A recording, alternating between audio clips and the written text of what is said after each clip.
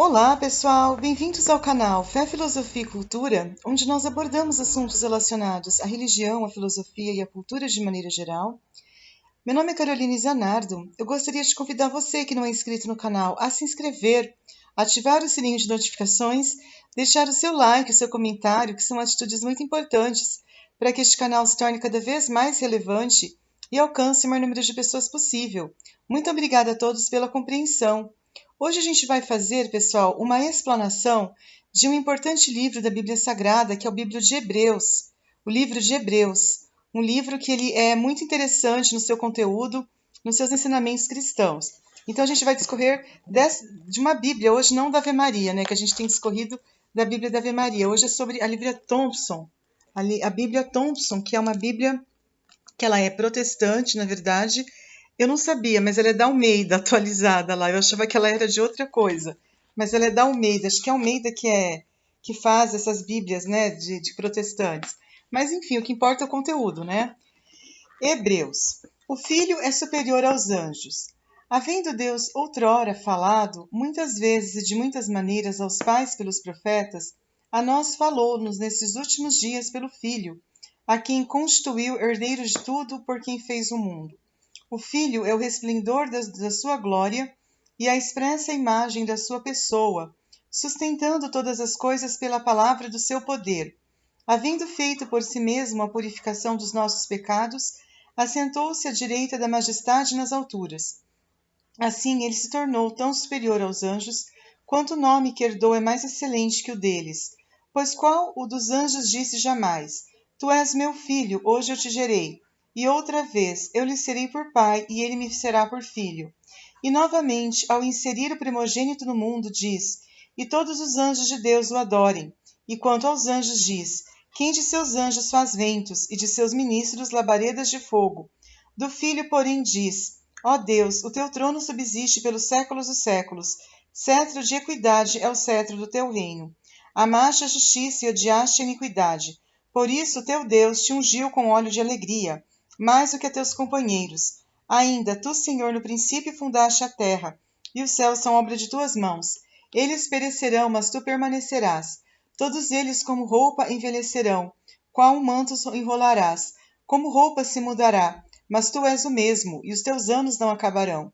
Ora, qual dos anjos disse jamais: Assenta-te à minha direita até que ponha os teus inimigos por estrado dos teus pés? Não são todos eles espíritos ministradores enviados para servir a favor dos que hão de herdar a salvação? Então aqui fala que o Filho, né? Jesus é superior aos anjos. Jesus, apesar dele ser o Filho de Deus, que seria, até ele disse para os fariseus, né? Quem vê o Pai vê a mim. Ele disse isso categoricamente. Por quê? Porque ele quis dizer que, na verdade, ele e o Pai são um só. Só que ele é superior aos anjos. Por quê? Porque ele conseguiu fazer com que colocasse, principalmente através da purificação dos nossos pecados, ele conseguiu se assentar à majestade direita de Deus nas alturas. Então ele se tornou realmente superior aos anjos. E o nome que ele herdou é superior ao dos anjos, né? Por quê? Porque realmente ele conseguiu vencer. Principalmente, por que isso é tão sério aqui? Porque ele, Jesus Cristo, ele foi o cordeiro imolado. É aquele que resgata, que tira o pecado do mundo, né? E isso torna alguém excelente na sua nobreza, né? Na sua santidade. Por quê? Porque se Jesus ele conseguiu fazer isso, significa que ele tem um mérito, ele não só por ter apagado o pecado do mundo, mas o mérito que ele herdou e a dignidade que ele herdou é algo extraordinário. Por quê? Porque ninguém conseguiu fazer isso que ele fez. O próprio Satanás colocou em xeque quando ele estava ali para abraçar a cruz, né, indo em direção ao Calvário para ser crucificado, Satanás ele colocou em xeque. Ele mesmo disse, ele falou, nossa, isso ninguém nunca conseguiu, né? O que você vai fazer é algo sobrenatural. Eu duvido que você consiga fazer isso, porque isso não é assim algo muito comum alguém fazer. Então o próprio inimigo de Deus colocou em xeque, e olha que o inimigo é um ser assim experiente desde aquela época.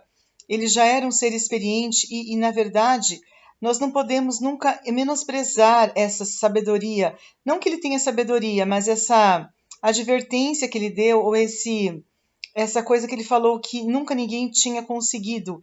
Isso significa que é possível. Quando ele fala isso, significa que é possível sim. É possível você ser uma pessoa melhor. É possível você ser uma pessoa humana. É possível você fazer a diferença no mundo. O perigo da falta de atenção. Portanto, devemos dar mais atenção para as coisas que já temos ouvido, para que em tempo algum nos desviemos delas. Pois se a palavra falada pelos anjos permaneceu firme, toda violação, desobediência, recebeu justa retribuição. Como escaparemos nós se negligenciarmos tão grande salvação? Salvação esta que, começando a ser anunciada pelo Senhor, foi-nos depois confirmada pelos que a ouviram. Também Deus testificou com eles, por meio de sinais, prodígios e vários milagres e dons do Espírito Santo, distribuídos segundo a sua vontade. Não foi aos anjos que Deus sujeitou o mundo vindouro, de que falamos. Antes, em certo lugar, testificou alguém dizendo: que é o homem para que dele te lembres, e o filho do homem para que o visites. Fizestes um pouco menor do que os anjos, de glória e de honra o coroastes e o constituístes sobre as obras de tuas mãos. Todas as coisas lhe sujeitastes debaixo dos pés. Ora, visto que lhe sujeitou todas as coisas, nada deixou que não esteja sujeito. Mas agora ainda não vemos todas as coisas sujeitas a ele. Vemos, porém, aquele que por um pouco foi feito um pouco menor do que os anjos, Jesus coroado de honra e de glória, por causa da paixão e da morte, para que pela graça de Deus provasse a morte por todos. Convinha que aquele para quem são todas as coisas e mediante quem tudo existe, trazendo muitos filhos à glória, consagrasse pelas aflições o autor da salvação deles. Tanto que santifica como os que são santificados provém todos de um só. Por causa disso, Jesus não se envergonha de lhes chamar irmãos, dizendo: anunciarei o teu nome a meus irmãos, cantarei louvores a ti no meio da congregação. E outra vez porei nele a minha confiança. E ainda, eis-me aqui e aos filhos que Deus me deu. Portanto, visto que os filhos participam da carne e do sangue, também ele participou das mesmas coisas, para que pela morte derrotasse o que tinha o poder da morte, isto é, o diabo, e livrasse a todos os que com medo da morte estavam por toda a vida sujeitos à escravidão. Pois, na verdade, ele não socorre a anjos, mas sim a descendência de Abraão. Pelo que convinha que em tudo fosse semelhante a seus irmãos, para ser misericordioso e fiel sumo sacerdote naquilo que é de Deus, a fim de fazer propiciação pelos pecados do povo, porque naquilo que ele mesmo, sendo tentado, padeceu, pode socorrer aos que são tentados. Olha que lindo isso! Jesus é um homem como nós, só que a diferença dele é que ele é 100% homem e 100% Deus. Se ele fosse somente 100% homem, ele não teria conseguido vencer, principalmente ser a vítima de expiação dos pecados. Por quê? Porque um homem comum, ele não tem mérito algum. A natureza humana, ela é muito decaída e muito falha. Por mais que o homem se ache às vezes muito inteligente, muito esperto, ele não teria capacidade para vencer, principalmente para, vamos supor, expiar os pecados da humanidade, né? Porque isso significa, isso requer uma divindade também. Não é um ser humano comum que consegue fazer isso. Por isso, aquela pessoa que nega a divindade de Cristo, ela está muito errada. Porque não é possível um ser humano comum ele morrer por alguém numa cruz. Isso não é possível. O próprio diabo falou isso para Jesus, que nunca isso era impossível.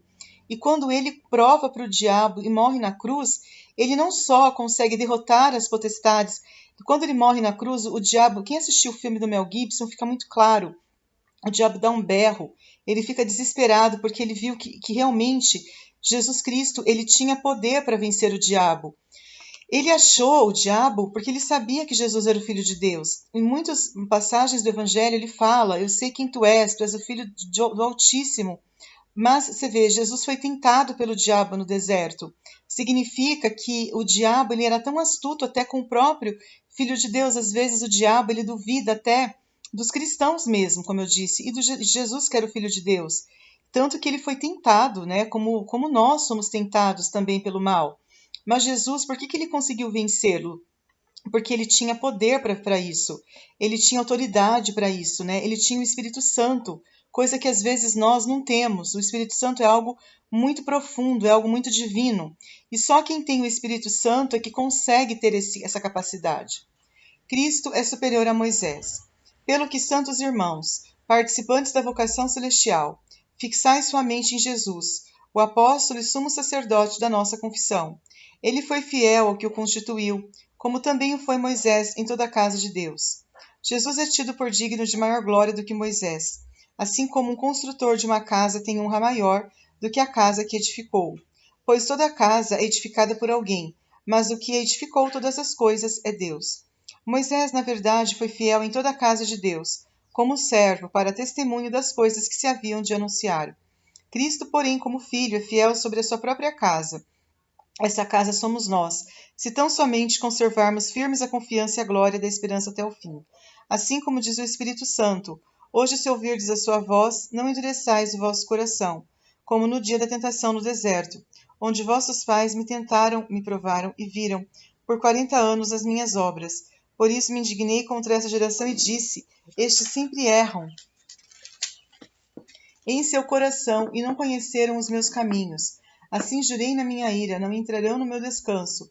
Vede, irmãos, que nunca haja em qualquer de vós um coração perverso e incrédulo, que vos afaste do Deus vivo. Antes exortai-vos uns aos outros todos os dias, durante o tempo que se chama hoje, para que nenhum de vós se endureça pelo engano do pecado.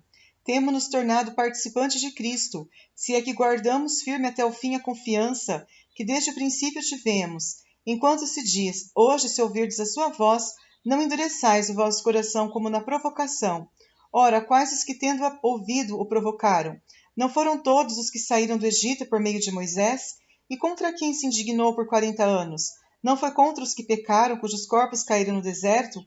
E a quem jurou que não entrariam no seu descanso, senão os que foram desobedientes? E vemos que não puderam entrar por causa de incredulidade. Então, realmente, aqui fala que Jesus é superior.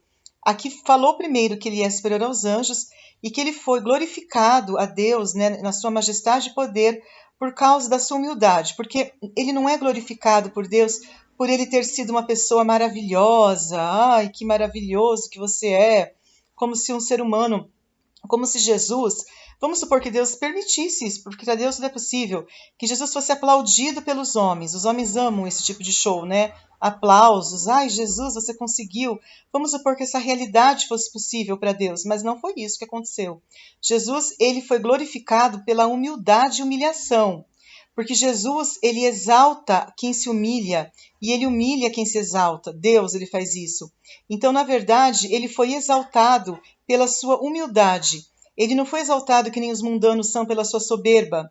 O mundo aplaude os soberbos, os orgulhosos, e Deus exalta os humildes. Olha que diferença é. Por isso que Jesus foi glorificado e foi dado ao nome a quem se dobre na terra, no inferno, em todos os lugares, e proclamem para a glória de Deus Pai que Jesus é o Senhor.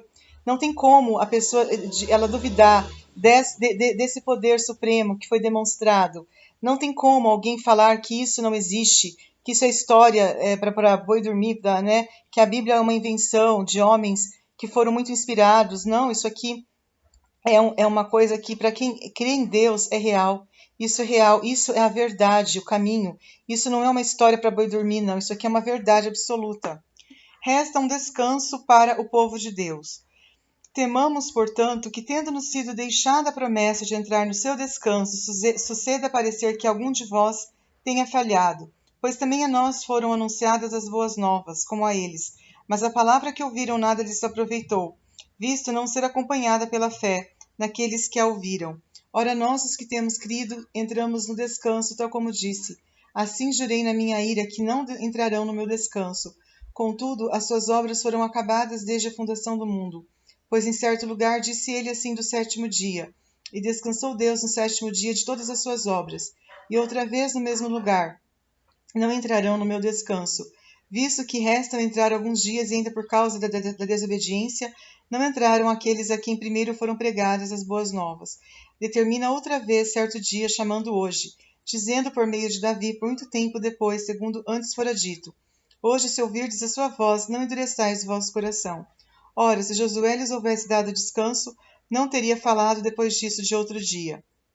Resta ainda, portanto, um repouso para o povo de Deus, pois aquele que entrou no descanso de Deus, ele próprio descansou de suas obras, como Deus das suas. Procuremos, portanto, entrar naquele descanso, para que ninguém caia no mesmo exemplo de desobediência. pois a palavra de Deus é viva e eficaz e mais cortante do que qualquer espada de 2 gumes. Ela penetra até o ponto de dividir alma e espírito, juntas e medula, e é apta para discernir os pensamentos e intenções do coração. E não há criatura alguma encoberta diante dele. Todas as coisas estão nuas e patentes aos olhos daquele a quem devemos de prestar contas. Visto que temos um grande sumo sacerdote, Jesus, o Filho de Deus, que penetrou nos céus, retenhamos firmemente a nossa confissão.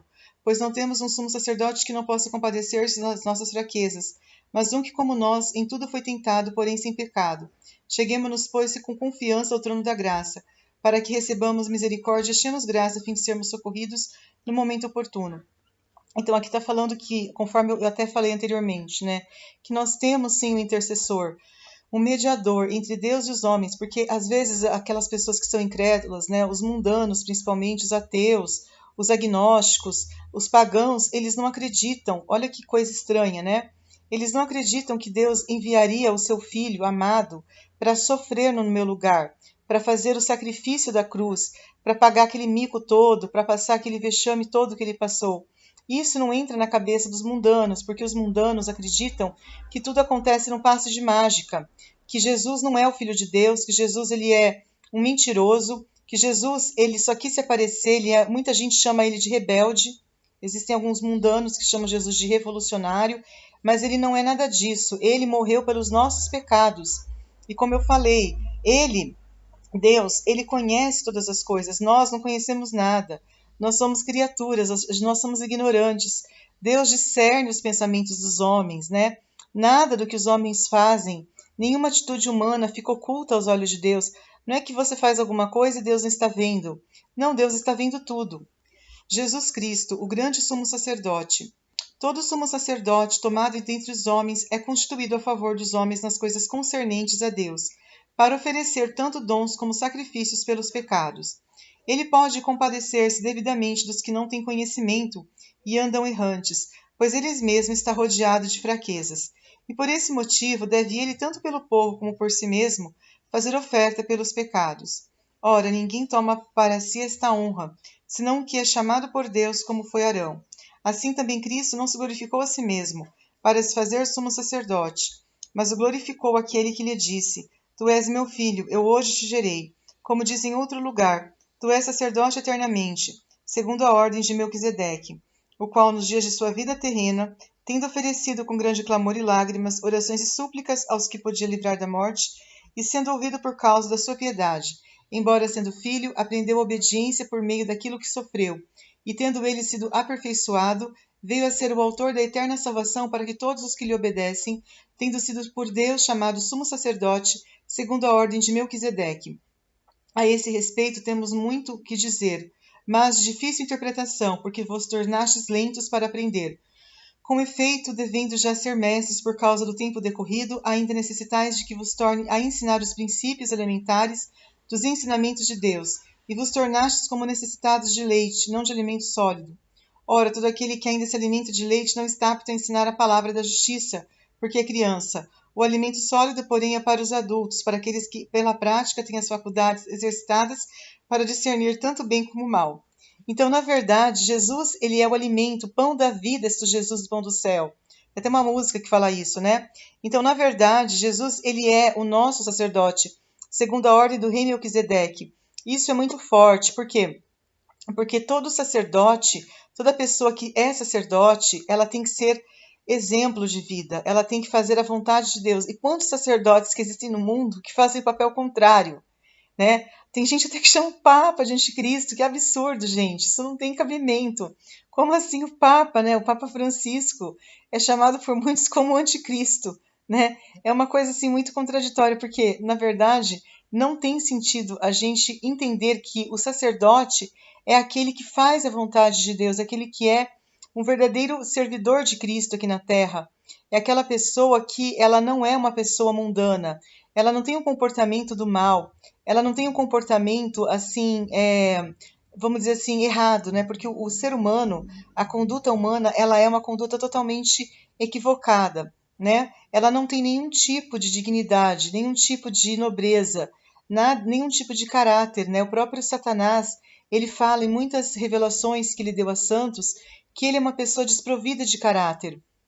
ele e os seres humanos também são desprovidos de caráter, né? Então, como que você vai conseguir vencer o mal? Através de Jesus Cristo. Por quê? Porque se você não tivesse um sacerdote, aquela pessoa que vive a palavra de Deus aqui na terra, você não ia ter nenhum modelo, você não ia ter nenhum intercessor, entendeu? E a gente tem isso aqui na terra, a gente tem a Igreja Católica, a gente tem os padres sérios, as pessoas que vivem verdadeiramente a palavra de Deus, não essas pessoas falsas, fingidas, né? Mas a gente tem como se salvar, nós temos como ter esse alimento, né? O pão da vida, né? Essa coisa verdadeira que nos dá a vida em si. Os perigos espirituais. Pelo que, deixando os ensinos elementares da doutrina de Cristo, prossigamos para a perfeição, não lançando de novo o fundamento do arrependimento das obras mortas e da fé em Deus. O ensino sobre batismos e imposição de mãos e sobre a ressurreição dos mortos e o juízo eterno. E assim faremos, se Deus o permitir. É impossível que os que já uma vez foram iluminados, provaram o dom celestial, se fizeram participantes do Espírito Santo e experimentaram a boa palavra de Deus e os poderes do mundo vindouro. E depois caíram, seja outra vez renovados pelo arrependimento, porque de novo estão crucificando para si mesmo o Filho de Deus e expondo a desonra. A terra que absorve a chuva que muitas vezes cai sobre ela e produz erva proveitosa para aqueles que, porém, é lavrada, recebe a bênção da parte de Deus. Se, porém, produz espinhos e ervas daninhas, é rejeitada e perto está da maldição. O seu fim é ser queimada. De vós, contudo, ó amados, esperamos coisas melhores e pertencentes à salvação, ainda que assim falamos. Deus não é injusto, ele não se esquecerá da vossa obra e do amor que para com o seu nome mostrastes, pois servistes e ainda servis aos santos. Desejamos que cada um de vós mostre o seu zelo até o fim, para a completa certeza da esperança. Não desejamos que vos torneis negligentes, mas sejais imitadores do que pela fé e paciência herdam as promessas. Então aqui fala que realmente, pelo pecado que a humanidade comete ainda no século XXI, que é o século que nós estamos vivendo, a gente desonra o próprio Filho de Deus, né? Aqui fala, né? Por quê? Porque quando você peca, você acredita, muita gente peca acreditando que é só se confessar depois que está tudo certo. Ou se não, eu faço um bom ato de contrição, ou Deus entende, porque ele sabe mesmo que eu sou fraco, que eu sou pecador, mas não é bem o que a Bíblia e o próprio Deus entende. Ele entende o pecado como uma afronta, como algo muito sério. Então, quando a pessoa peca, muitos teólogos até diziam isso, que você crava um prego nas mãos de Deus, nas mãos de Cristo. É como se você estivesse crucificando Cristo de novo, gente. Isso é muito sério. Jesus, ele não veio para ser crucificado, ele já foi crucificado. Ele já pagou lá. E quando você peca, você está crucificando ele de novo. Você está expondo todo o sacrifício dele, falando que foi em vão. É como se você estivesse dizendo assim: olha, Deus, isso que você fez foi em vão, porque eu continuo afrontando, eu continuo fazendo o que eu quero, eu continuo pervertendo a verdade, eu continuo sendo o meu próprio Deus. Então, quando você peca, você está colocando o pecado, é uma idolatria, e você coloca o mundo no lugar de Deus. Você coloca o diabo no lugar de Deus, e não pode. Só Deus é que tem que ser adorado. A Ele toda a honra e toda a glória. Esperança, a âncora da alma. Quando Deus fez a promessa a Abraão, como não tinha outro maior por quem jurasse, jurou por si mesmo, dizendo: certamente te abençoarei e multiplicarei. E assim, tendo Abraão esperado com paciência, alcançou a promessa.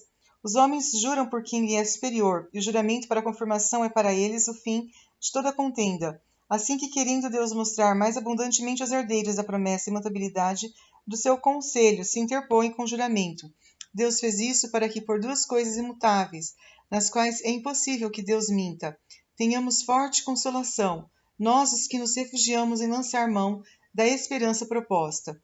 Temos essa consolação, como âncora da alma, segura e firme, e que penetra até o interior do véu, onde Jesus, como precursor, entrou por nós feito sumo sacerdote, para sempre, segundo a ordem do rei Melquisedeque. Melquisedeque, figura do eterno sacerdócio de Cristo.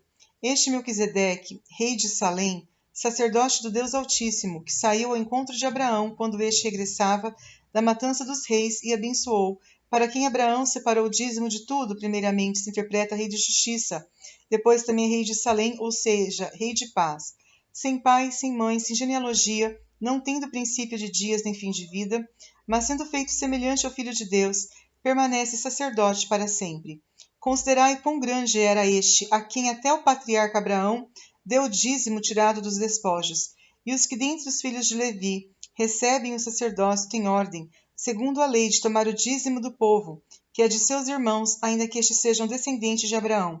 Aquele, porém, cuja genealogia não é contada entre eles, tomou dízimos de Abraão e abençoou os que tinham as promessas. Ora, sem contradição alguma, o menor é abençoado pelo maior. Aqui certamente recebem dízimos homens que morrem. Ali, porém, os recebe aquele de quem se testifica que vive. E por assim dizer, por meio de Abraão, até Levi, que recebe dízimos, pagou dízimos, porque ele ainda estava nos lombos de seu pai quando Melquisedeque saiu ao encontro deste. Então, realmente, aqui a gente vê que Jesus, até ele fala, né, que Jesus, ele é pré-existente, né? Jesus, ele não é alguém que foi, até fala, incriado, não criado, consubstancial ao Pai, gerado, não criado, consubstancial ao Pai. Tem muita gente que acha que Jesus, ele foi um ser humano que nasceu, até, acho que os fariseus, né, que falaram lá para Jesus, tu não és Jesus, o filho de José e Maria, né, que mora lá, que é o carpinteiro, né? Falaram lá para ele. E aí ele falou, não, ele fala assim, não, ele fala que essas pessoas estavam erradas, porque na realidade ele não era o filho de Maria e José. Ele fala que ele é o pão vivo que desceu do céu. Por quê? Porque ele é o filho de Deus. Ele não é um ser humano comum. Ele não é. Ele é pré-existente. Ele é não criado. Até no Creio Deus Pai fala, né? Consubstancial. Ou seja, ele é algo que foi criado. É Deus. Ele não é uma criatura que foi criada por alguém. Ele é consubstancial. Deus, ele é soberano. Ele, se ele quiser acabar com o mundo, ele acaba. Se ele quiser fazer com que um outro mundo seja criado, ele pode fazer isso. Ele tem poder. E esse poder é dado por quem? É dado pelo próprio Espírito Santo, que é o Espírito de Deus. É o Espírito que dá vida, a carne para nada serve. Uma melhor esperança. De sorte que se a perfeição fosse pelo sacerdócio levítico, pois sob ele o povo recebeu a lei, que necessidade haveria ainda de que outro sacerdote se levantasse, segundo a ordem de Melquisedeque, e que não fosse contado segundo a ordem de Arão, pois mudando-se o sacerdócio, necessariamente se faz também mudança de lei. Aquele de quem essas coisas se dizem pertence a outra tribo, da qual ninguém serviu ao altar, visto ser evidente que nosso Senhor procedeu de Judá, tribo da qual Moisés nada falou acerca do sacerdócio. E ainda muito mais evidente é isto, se a semelhança de Melquisedeque se levanta outro sacerdote, que não foi feito segundo regras de uma linhagem, mas segundo o poder da vida indestrutível, pois dele assim se testifica, tu és sacerdote para sempre, segundo a ordem de Melquisedeque. O mandamento anterior revoga por causa da sua fraqueza e inutilidade, pois a lei nunca aperfeiçoou coisa alguma, e desta sorte é introduzida uma melhor esperança, pela qual chegamos a Deus. E isso não ocorreu sem prestar juramento, pois certamente aqueles, sem juramento, foram feitos sacerdotes, mas este com juramento por aquele que lhe disse: Jurou o Senhor e não se arrependerá. Tu és sacerdote para sempre, segundo a ordem de Melquisedeque. Jesus tornou-se assim a garantia de uma aliança superior. Na verdade, aqueles foram feitos sacerdotes, em grande número porque pela morte foram impedidos de permanecer, mas este, porque permanece eternamente, tem o seu sacerdócio perpétuo. Portanto, pode também salvar perfeitamente os que por ele se chegam a Deus, vivendo sempre para interceder por eles. Convinha-nos tal sumo sacerdote santo, inocente, imaculado, separado dos pecadores e feito mais sublime do que os céus, que não necessitasse, como sumos sacerdotes, de oferecer cada dia sacrifícios, primeiro por seus próprios pecados e depois pelos do povo. Isso fez dele, uma vez por todas, quando a si mesmo se ofereceu. Pois a lei constitui sumos sacerdotes a homens sujeitos à fraqueza, mas a palavra do juramento, que veio depois da lei, constitui o Filho perfeito para sempre. Então, na verdade, a lei, Jesus, Deus, é muito maior que a lei, porque ele é um sacerdote para sempre. Ele não é um sacerdote do mundo, que é uma pessoa falha, que peca para valer e que não está nem aí com os juízos de Deus, e que não tem moral alguma, e que está sujeito à fraqueza, que aplaude o pecado, que às vezes é até conivente com toda a maldade que existe no mundo. E Jesus, ele não é esse tipo de sacerdote. Aqui fala que ele é um sacerdote perfeito, ele é um sacerdote que ele é o Filho de Deus verdadeiro, ele é um sacerdote que ele é perpétuo, ele é eterno, ele não é uma pessoa fugaz, uma pessoa banal, uma pessoa que só sabe vir com argumentos falhos, uma pessoa do mundo, uma pessoa que se finge de bonzinho, se finge de santinho, mas não é nada de santinho, é o santinho do pau oco. Jesus, ele é o santo de Deus. A palavra dele é perfeita. Ele tem a lei, que a lei dele, ela não está sujeita a nenhuma lei do mundo, porque o mundo tem as leis dele. E Jesus está acima de qualquer lei. Ele mesmo disse, né, que antes de Abraão existir, eu sou. Até os fariseus falaram para ele assim: nós somos descendência de Abraão, né? Tu és maior que nosso pai, que Abraão. Jesus fala: não, vocês não são descendentes de Abraão, vocês são descendentes da serpente.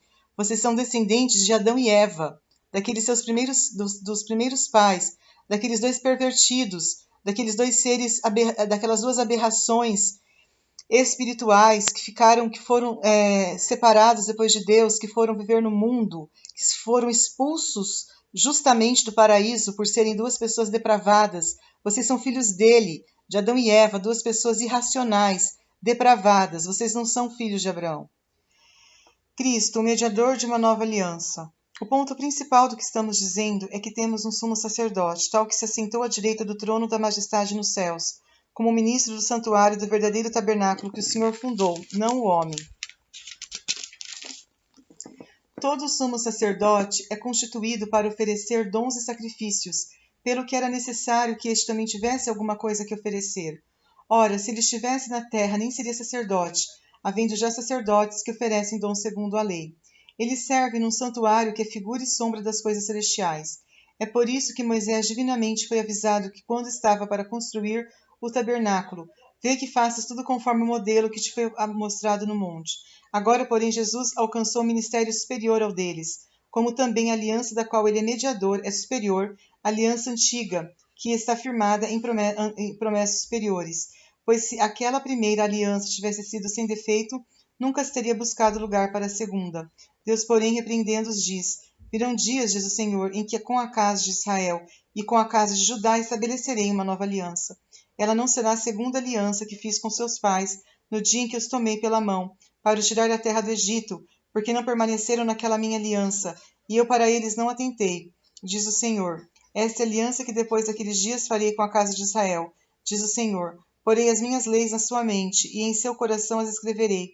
Eu serei o seu Deus, eles serão meu povo.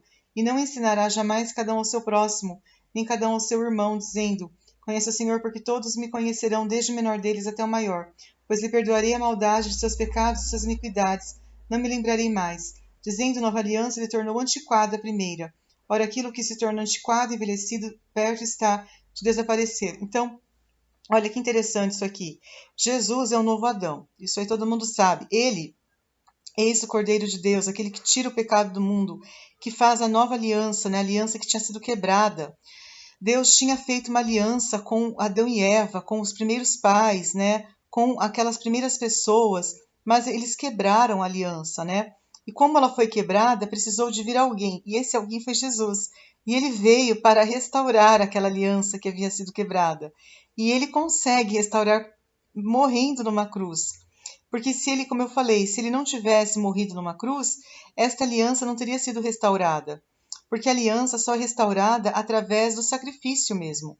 Não existe uma restauração da aliança se não houver alguém que se sacrifique.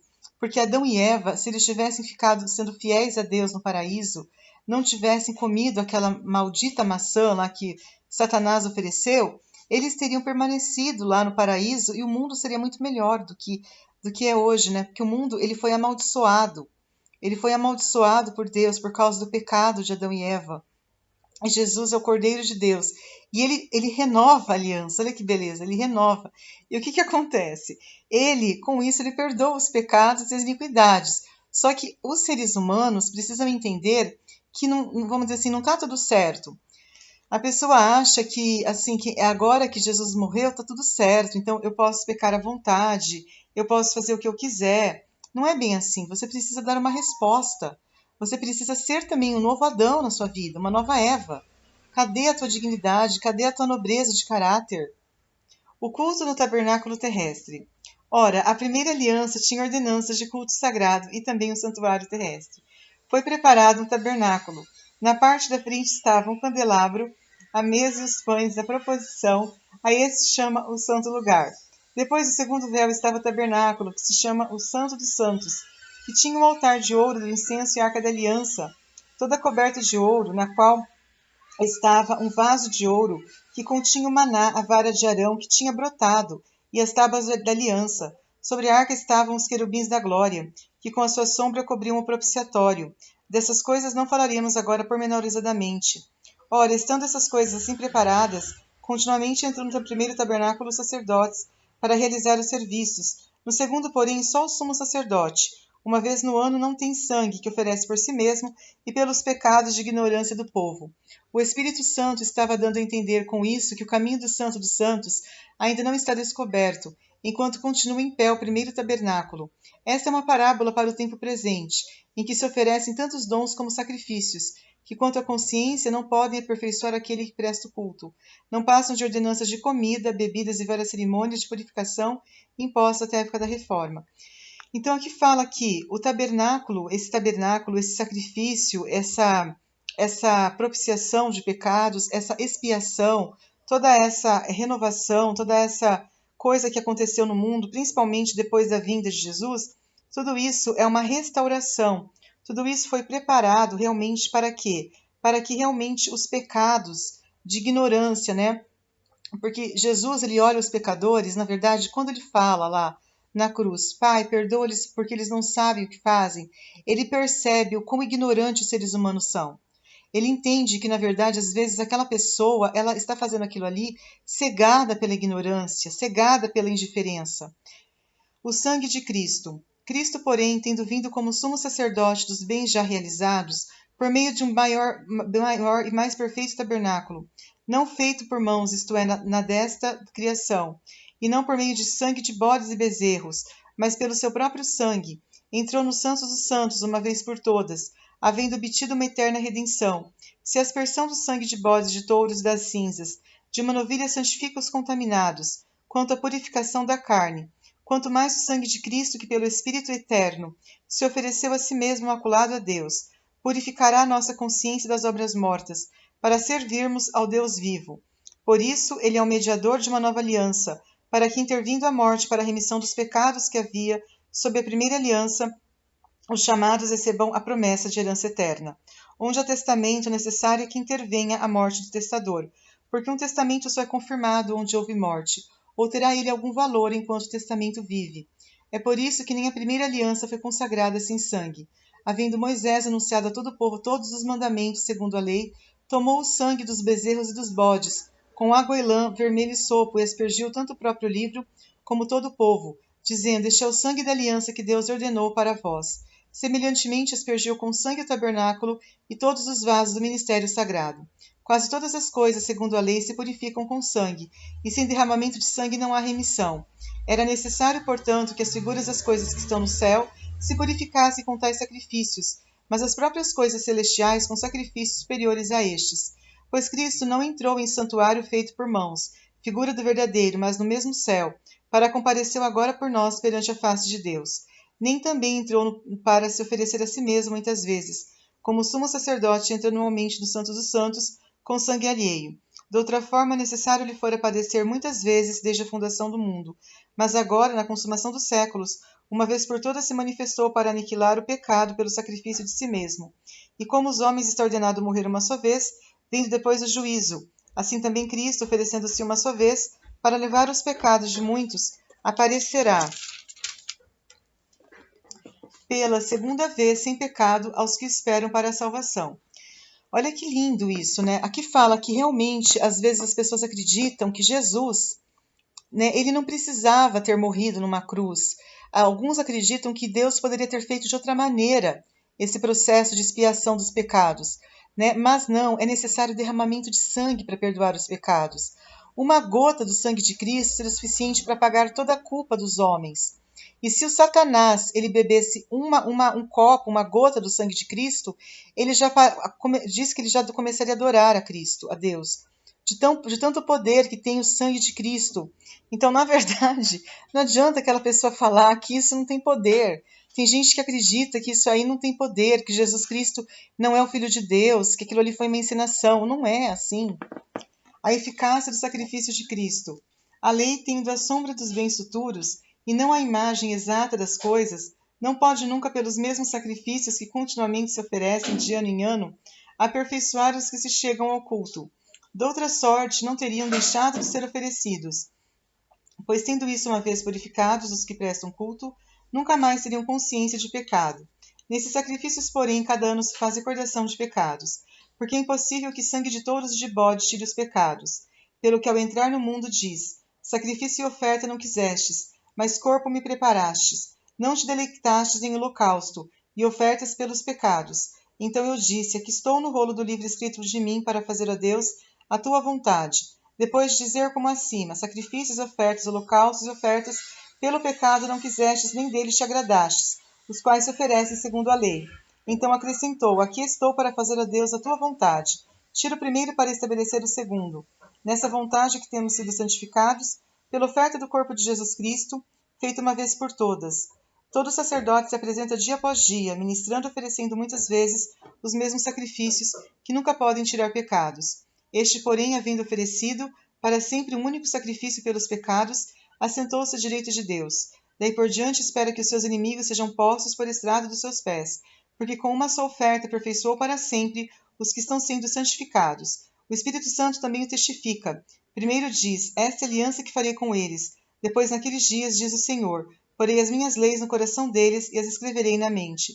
Então acrescenta, e jamais me lembrarei dos seus pecados e das suas iniquidades.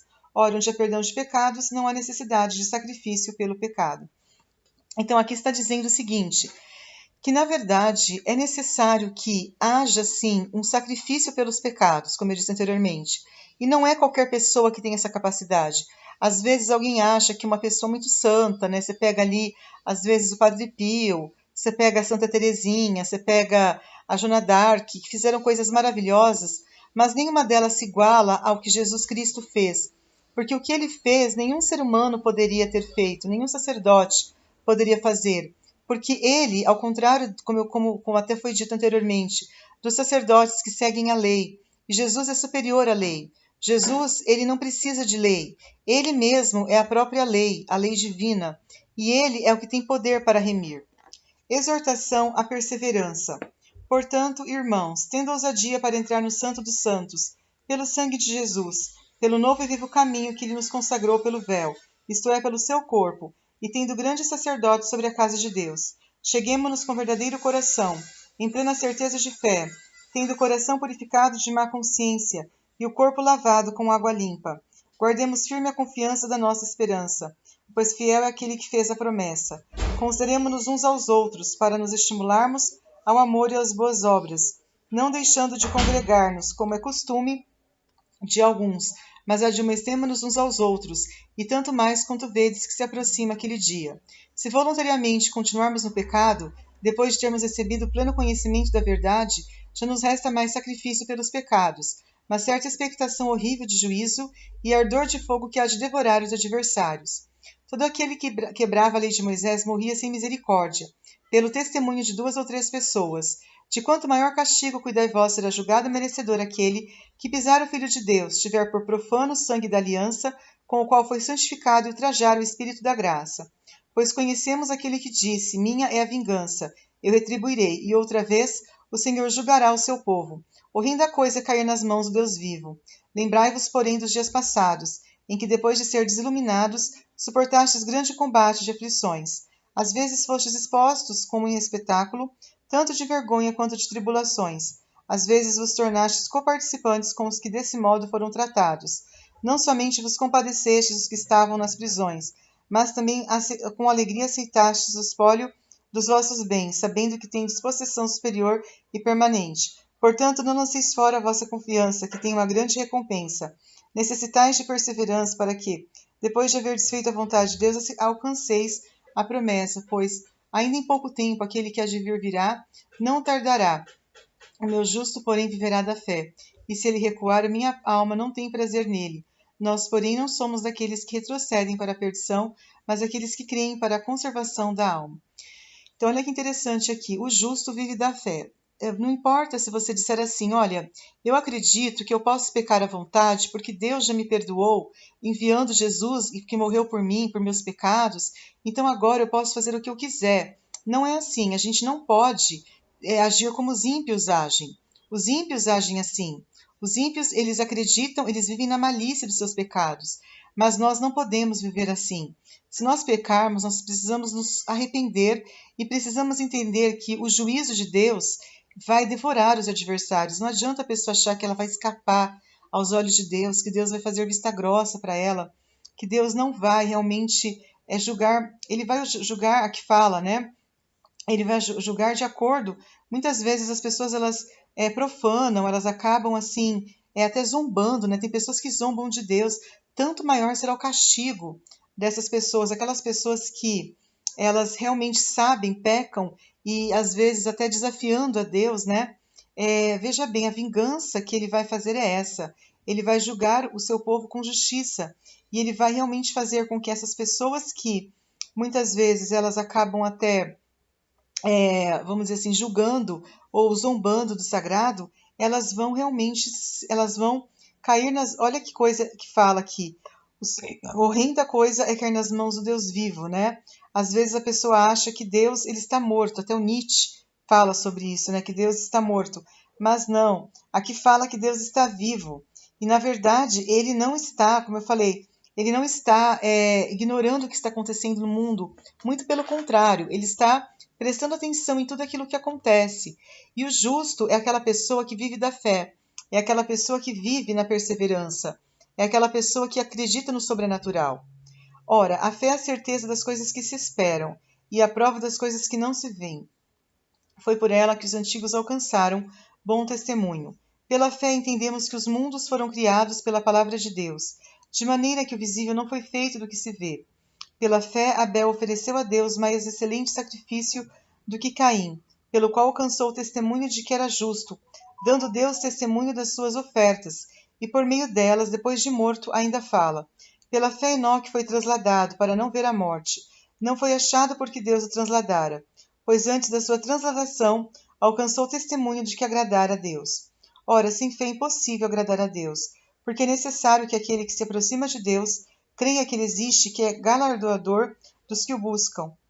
Pela fé, Noé, divinamente avisado das coisas que ainda não serviam, e sendo temente a Deus, preparou uma arca para a salvação da sua casa, pela qual condenou o mundo e tornou-se herdeiro da justiça, que é segundo a fé. Pela fé, Abraão, sendo chamado para um lugar que havia de receber por herança, obedeceu e saiu, sem saber para onde ia. Pela fé, peregrinou na terra da promessa, como em terra alheia, habitando em tendas com Isaque e Jacó, herdeiros com ele da mesma promessa, pois esperava a cidade que tem fundamentos, da qual Deus é o arquiteto e construtor. Pela fé também a própria Sara recebeu o poder de conceber um filho, mesmo fora da idade, porque teve por fiel aquele que lhe havia feito a promessa. Pelo que também de um, esse já sem vitalidade, descenderam tantos, em multidão como as estrelas do céu, e como a areia inumerável que estava na praia do mar. Todos estes morreram na fé, não alcançaram as promessas, viram-nas de longe e as saudaram, e confessaram que eram estrangeiros e peregrinos na terra. Ora, os que dizem tais coisas claramente mostram que estão buscando uma pátria, e se na verdade se lembrassem daquela de onde haviam saído, teriam oportunidade de voltar. Agora, porém, desejam uma pátria melhor, isto é, a celestial, pelo que também Deus não se envergonha deles, de ser chamado seu Deus, pois já lhes preparou uma cidade. Pela fé, Abraão, ao ser provado, ofereceu Isaque. Aquele que havia recebido as promessas ofereceu o seu unigênito, embora Deus lhe tivesse dito, em Isaque será chamada a tua descendência. Abraão julgou que Deus era poderoso até para ressuscitar os mortos, e daí dobrou em figura.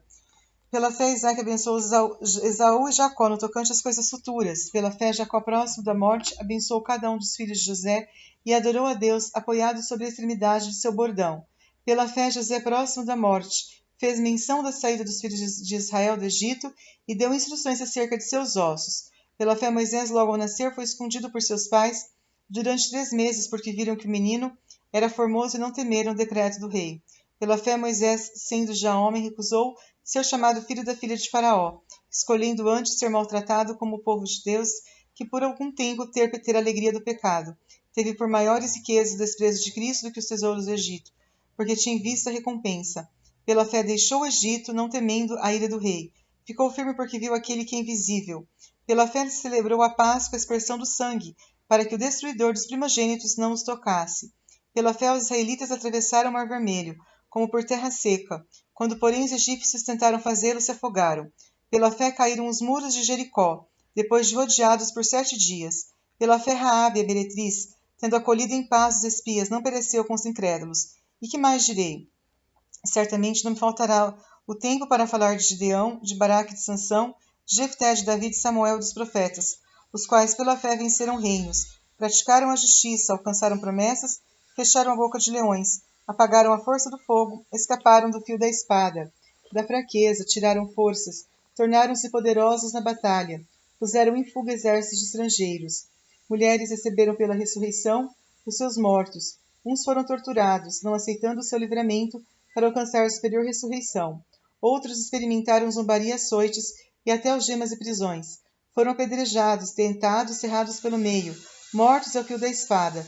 Andaram vestidos de peles de ovelhas e de cabras, necessitados, aflitos e maltratados. O mundo não era digno deles, pelos desertos e montes e pelas covas e cavernas da terra. E todos estes, embora tendo recebido bom testemunho pela fé, contudo não alcançaram a promessa. Deus havia planejado coisa superior a nosso respeito, para que eles sem nós não fossem aperfeiçoados. Então a fé, ela é o que move montanhas, né? A fé é tudo na vida, né? Não adianta a pessoa ela falar, eu tenho fé, eu tenho obras. Mostre-me a tua fé sem as obras, que eu lhe mostrarei a minha fé pelas minhas obras. Está na carta de São Tiago, né? São Paulo a São Tiago. Por quê? Porque fala que a fé é o que agrada a Deus. Não adianta a pessoa falar assim, olha, eu sou uma pessoa cristã, eu vou na missa, mas eu não faço obras, eu não sou caridoso, eu não amo o próximo, eu não tenho esperança, eu vivo a vida do meu jeito. Você não é cristão, então. Porque o verdadeiro cristão ele tem que ter fé. Sem fé é impossível agradar a Deus. Deus corrige seus filhos. Portanto, visto que nós também estamos rodeados de tão grandes nuvens de testemunhas, deixemos todo embaraço e pecado que tão de perto nos rodeia e corramos com perseverança a carreira que nos está proposta, olhando firmemente para Jesus, autor e consumador da nossa fé, o qual, pela alegria que lhe estava proposta, suportou a cruz, desprezando a afronta, e está sentado à direita do trono de Deus. Considerai aquele que suportou tal oposição dos pecadores contra si mesmo, para que não vos canseis nem desanimeis. Ainda não resististes até o ponto de derramar o próprio sangue, combatendo contra o pecado. E já não vos esquecestes da exortação que vos admoesta como filhos. Filhos meus, não desprezes a correção do Senhor, e não desanimes quando fores por ele repreendido, porque o Senhor corrige a quem ama, e açoita todo o que recebe por filho. É para a disciplina que suportais a correção. Deus os trata como filhos, pois que filho a quem o pai não corrige? Se, porém, estáis sem disciplina, da qual todos são feitos participantes, sois então bastardos, não filhos. Além disso, tivemos nossos pais humanos, os quais nos corrigiam e os respeitávamos. Não nos sujeitaríamos muito mais ao Pai dos Espíritos para vivermos? Aqueles, na verdade, por um pouco de tempo nos corrigiam como bem lhes parecia, mas este para nosso proveito, para sempre participantes na sua santidade. Na verdade, nenhuma correção me parece no momento ser motivo de alegria, mas de tristeza. Contudo, depois produz um fruto pacífico de justiça nos que por ela têm sido exercitados. Portanto, fortalecei as mãos cansadas e os joelhos vacilantes. Fazei veredas direitas para os vossos pés, para que o que é manco não se desvie inteiramente, antes seja curado. Então, aqui fala que Deus, ele corrige os seus filhos, né? De que maneira? Ele corrige os filhos através, principalmente, quando a pessoa, ela está no caminho errado, ela vai ser corrigida por Deus. Não adianta ela achar que ela vai pecar à vontade, que ela não vai ser corrigido, porque Deus, ele corrige aquelas pessoas que ele ama. Obviamente, aquelas pessoas que o afrontam, aquelas pessoas que o desafiam, aquelas pessoas que têm um coração mesquinho, aquelas pessoas que vivem mais no mundo do que na igreja. Essas pessoas nunca poderão agradar a Deus. Por quê? Porque elas vivem de acordo com as ideologias do mundo. Elas não vivem de acordo com as ideologias de Deus. E essas pessoas, elas vão ser castigadas não da maneira como Deus corrige os seus filhos, porque aqui fala que Deus corrige os seus filhos. Quem que são os filhos de Deus? Somos todos aqueles que foram, vamos dizer assim, aquelas pessoas que vivem os seus mandamentos, que seguem os seus preceitos, que seguem as suas leis, aquelas pessoas que temem a Deus. Essas pessoas são seus filhos. E essas pessoas Deus corrige, não como um pai biológico, que às vezes corrige no sentido daquela pessoa fazer a sua vontade, às vezes, não. Deus corrige porque Ele quer que nós sejamos pessoas melhores, que nós sejamos pessoas humanas, que nós tenhamos o horror ao pecado, que nós tenhamos o horror ao mal, que nós realmente possamos ser como Cristo, que desprezou toda afronta e suportou a cruz. É isso que Ele quer. Agora nós estamos terminando, o livro de Hebreus, a gente vai então terminar hoje mesmo. As duas alianças. Segui a paz com todos e a santificação. Sem a santificação ninguém verá Deus. Tende cuidado de que ninguém se prive da graça de Deus e de que nenhuma raiz de amargura brotando vos perturbe, e por ela muitos se contaminem. Ninguém seja imoral ou profano como foi Esaú, que por uma refeição vendeu o seu direito de primogenitura. Depois, como bem sabeis, querendo ele ainda foi herdar a bênção, foi rejeitado. Não achou lugar de arrependimento, embora com lágrimas o tivesse buscado. Não tende chegado ao monte palpável ardente, a escuridão, as trevas e tempestade. Ao sonido da trombeta e ao som das palavras, tais que, quando ouviram, rogaram que não se lhes falassem mais, porque não podiam suportar o que lhes mandava. Se até um animal tocar no monte, será apedrejado. E tão horrível era a visão que Moisés disse: estou aterrado e trêmulo. Tendes, porém, chegado ao monte Sião e à cidade de Deus vivo, a Jerusalém celestial e aos muitos milhares de anjos, à universal assembleia, igreja dos primogênitos inscritos nos céus. Tendes chegado a Deus, o juiz de todos, e aos espíritos dos justos aperfeiçoados, a Jesus, o mediador de uma nova aliança, e ao sangue da aspersão, que fala melhor do que o de Abel. Vede que não rejeiteis ao que fala. Se não escaparam aqueles que rejeitaram o que sobre a terra os advertia, quanto menos escaparemos nós, se nos desviarmos daquele que nos adverte lá dos céus. Então a sua voz abalou a terra, mas agora ele prometeu, dizendo: ainda uma vez abalarei não só a terra, mas também o céu. Ora, a declaração ainda uma vez mostra a remoção das coisas abaláveis como coisas criadas, para que as inabaláveis permaneçam. Pelo que, tendo recebido um reino que não pode ser abalado, retenhamos a graça pela qual servamos a Deus agradavelmente, com reverência e santo temor, pois o nosso Deus é fogo consumidor. Então aqui fala que para nós sermos dignos de vivermos com Deus, nós precisamos renunciar ao pecado. Precisamos viver uma vida de santidade. Se nós rejeitarmos Jesus Cristo como mediador, se nós rejeitarmos a sua palavra, se nós vivermos de acordo com os critérios do mundo, nós seremos rejeitados por Deus. Porque não é possível o homem agradar a Deus e ao mundo ao mesmo tempo. Não tem como. Exortação à vida cristã. Permaneça o amor fraternal. Não vos esqueçais da hospitalidade, pois por ela alguns sem o saber hospedaram anjos. Lembrai-vos dos presos, como se estivesseis presos com eles, e dos maltratados, como sendo vós mesmos no corpo. Digno de honra entre todos seja o matrimônio, bem como o leito sem mácula, pois aos imorais e adúlteros Deus os julgará. Seja a vossa vida livre do amor ao dinheiro, contentando-se com o que tendes, pois ele mesmo disse: não te deixarei, nunca te desampararei. Assim, com confiança, ousamos dizer: o Senhor é o meu auxílio, não temerei. O que me poderá fazer o homem? Lembrai-vos dos vossos guias, que vos falaram a palavra de Deus, e atentando para o êxito da sua carreira, imitai-lhes a fé. Jesus Cristo é o mesmo ontem, hoje e eternamente. Não vos deixeis envolver por doutrinas várias e estranhas. Bom é que o coração se fortifique com a graça, não com alimentos que não trouxeram proveito nenhum aos que com eles se preocuparam. Possuímos um altar do qual não tem direito de comer os que servem ao tabernáculo. Os corpos dos animais, cujo sangue é trazido para dentro do santo lugar pelo sumo sacerdote como oferta pelo pecado, são queimados fora do acampamento. E por isso também Jesus, para santificar o povo, pelo seu próprio sangue padeceu fora da porta. Saiamos, pois, a ele, fora do acampamento, suportando a vergonha que ele suportou, pois não temos aqui cidade permanente, mas buscamos a que está por vir. Portanto, ofereçamos sempre por meio dele a Deus o sacrifício de louvor, que é o fruto de lábios que confessam o seu nome. Não vos esqueçais de fazer o bem e de repartir com outros, pois com tais sacrifícios Deus se agrada. Obedecei os seus guias e submetei-os a eles. Eles cuidam de vós como quem há de prestar contas. Obedecei-lhes para que o façam com alegria e não gemendo, pois isso não vos seria útil. orai por nós. Estamos certos de que temos boa consciência, desejando em todas as coisas portar-nos corretamente. Rogo-vos com firmeza, que assim façais para que eu mais depressa não seja restituído. Então, aqui fala basicamente isso que a gente falou praticamente durante toda a nossa explanação aqui, que a pessoa cristã, ela não pode ter uma conduta dúbia. O que é uma conduta dúbia?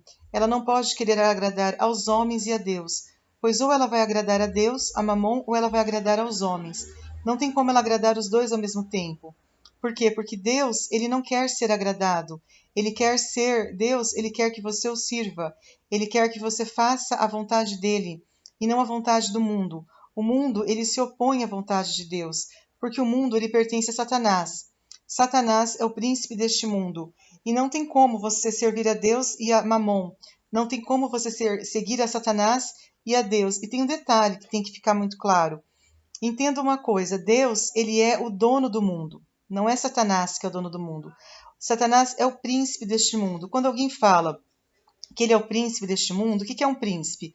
Um príncipe é alguém que pode ser destronado a qualquer momento. Entenda isso. Não quer dizer que ele é o príncipe eterno deste mundo, ou que ele, por ser príncipe, ele vai ficar no trono o tempo todo.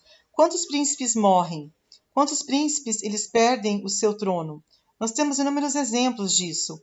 Isso quer dizer que o próprio inimigo de Deus pode ser destronado. Destronado por quem? Pela força dos justos. Tudo ocorre se um justo começar a clamar a Deus para que o demônio vá embora, para que o demônio deixe de ser o príncipe deste mundo, para que os justos também tenham voz e vez no mundo, tudo mudará. Mas às vezes o silêncio dos bons, ele é muito o barulho dos maus ofusca os bons. É importante que você realmente possa sempre fazer o bem, fazer sacrifícios, porque isso apaga muitos pecados. E isso te torna mais digno de Deus. E nunca ter vergonha de ser cristão. Quantas pessoas têm vergonha de professar a fé? Quantas pessoas têm vergonha de serem filhos de Deus? Quantas pessoas têm vergonha de ser uma pessoa íntegra, porque elas acham que isso vai desagradar alguém, que isso vai fazer com que você seja estranho, com que você seja esquisito, com que você seja desprezado pelos homens, rejeitado pelos homens. Jesus foi rejeitado pelos homens, mas ele não cedeu a ninguém. Por quê? Porque ele é o verdadeiro príncipe deste mundo, não é Satanás. Isso é uma figura de linguagem. Quando alguém diz Satanás é o príncipe deste mundo, é porque existe sim um domínio do mal. Mas Deus com certeza é o rei do mundo. Deus com certeza é o dono do mundo. Então nós que somos cristãos precisamos ter a firmeza na fé, nos contentar com o que nós temos, nunca servir ao dinheiro, nunca buscar no dinheiro a resposta, porque o dinheiro tem um nome, o dinheiro não é de Deus. Deus, ele dá o dinheiro. Se o seu dinheiro é um dinheiro que é dado por Deus, ok. Mas se você tem um dinheiro imundo, um dinheiro dado por mãos, ganho de uma maneira errada, fazendo coisa errada, fazendo pecados, né, sendo uma pessoa imoral para conseguir o dinheiro que você tem, então você está no caminho errado. Por quê? Porque o caminho certo para você conseguir ser feliz no mundo é o caminho da verdade. E a verdade é a palavra de Deus, a verdade é a Bíblia, a verdade é Jesus Cristo. Eu sou o caminho, a verdade e a vida. Se Ele quer que você tenha uma vida difícil, você vai ter que, por amor a Ele, você vai ter que aguentar. Por quê? Porque Ele é um Deus fiel. Ele nunca vai deixar você sozinho. Ele nunca vai te abandonar. Pode a mãe se esquecer, pode o pai se esquecer, mas Deus nunca se esquece. Votos e saudações finais. Ora, o Deus da paz, que pelo sangue da aliança eterna tornou a trazer dentre os mortos o nosso Senhor Jesus, o grande pastor das ovelhas, vos aperfeiçoe em toda a boa obra, para fazer a sua vontade, operando em vós o que perante ele é agradável por meio de Jesus Cristo, ao qual seja glória para todos sempre. Amém. Rogo-vos, porém, irmãos, que suporteis esta palavra de exortação, pois vos escrevi resumidamente. Sabei que o irmão Timóteo que está solto, com o qual, se ele vier depressa, vos verei. Saudai a todos os vossos líderes e a todos os santos. Os da Itália vos saúdam. A graça seja com todos vós. Olha que legal. Então, essa carta, né, essa carta que é uma carta muito bonita, uma carta muito profunda, que foi escrita aos hebreus na época, então, em que São Paulo viveu. É uma época que mostra o quão importante é você ser exortado a viver o bem, a viver a vida cristã. Não ter medo do mal, não ter medo do mundo, não ter medo das pessoas, não ter medo das situações da vida. É muito comum, às vezes, a pessoa ficar com medo, medo do futuro, medo de tudo, como diz aquela música do Paulo Ricardo, né? Medo do nada, medo de tudo. Não, não, o medo nunca foi um bom conselheiro, né? O medo, muito pelo contrário, ele deixa você, ele faz com que você fique acovardado. Ele faz com que você fique, às vezes, você não viva a vida plena que Deus quer que você viva. E isso não é o caminho certo. O caminho certo é o caminho da privação, por incrível que pareça. O mundo onde oferece tanta coisa, tantos prazeres, uma vida fácil, eu acredito que às vezes não é nem o diabo, porque às vezes é o próprio Deus que permite que as pessoas mundanas tenham uma vida fácil, né? Porque está escrito lá na Bíblia, em Eclesiástico, pobreza e fartura, dele tudo virá. Mas aquela pessoa que não tem essas mesmas alegrias, ela não pode reclamar, ela não pode falar, nossa, como eu sou uma pessoa desafortunada, como eu sou uma pessoa triste, como eu sou uma pessoa pobre, ela não pode reclamar. Ela precisa louvar a Deus em todos os momentos. Né? Até tem uma parte que fala, né? Em toda circunstância, dê glória a Deus, em todos os momentos. Muito obrigada a todos pela atenção, era isso que nós tínhamos para falar hoje. Fiquem todos com Deus. Um grande abraço e até mais. Tchau, tchau.